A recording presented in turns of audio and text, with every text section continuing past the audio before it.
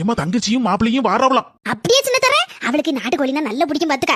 நாட்டுக்கோழி பிரியாணி வச்சு அப்படியே நாட்டுக்கோழி கிரேவியும் வச்சு அப்படியே பொரிச்சு கொடுத்தா நல்ல திம்பா. சரிம்மா வாங்கிட்டு வந்துருந்தேன். மர்மோளே என்னத்தை கூப்பிட்டியாளா? ஆமா மர்மோளே, என் மவளும் மர்மோனும் வாராவோ, விருந்துல தடபடலாம் இருக்கணும் என்ன? இதே கொஞ்சம் தலைவலியா இருக்கு, நீங்களே கொஞ்சம் செஞ்சிருந்தீங்களா தே? என்ன மர்மோளே, ஒரு மாத்திரையை போட்டுட்டு அட்ஜஸ்ட் பண்ணிக்கோ. சரிங்க தே. ஒரு மாசத்துக்கு பிறகு என்ன நடந்துச்சுன்னா, எங்க அண்ணனும் அண்ணியும் வராங்களா, நான்வெஜ் ஏதாவது வாங்கிட்டு வாங்களா, சமைக்கலாம். சரிம்மா. மர்மோளே, மழையும் கிளியுமா கிடக்குல்ல, எதுக்கு இறைச்சி எல்லாம் எடுத்துக்கிட்டு சாம்பார் அவியல் அந்த மாதிரி பாயசம் பப்படம்னு வையா? இது புரட்டாசி மாசம் வேற, எதுக்கு?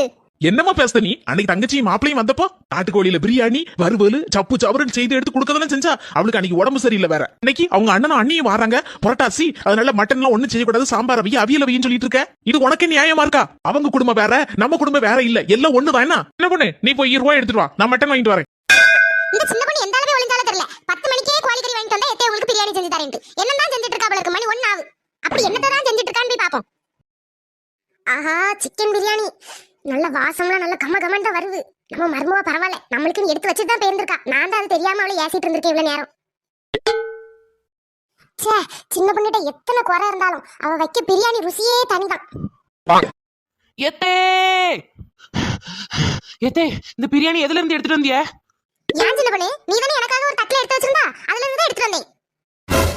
எத்தே ஒரு நிமிஷம் இருங்க, அதை சாப்பிடாதியே.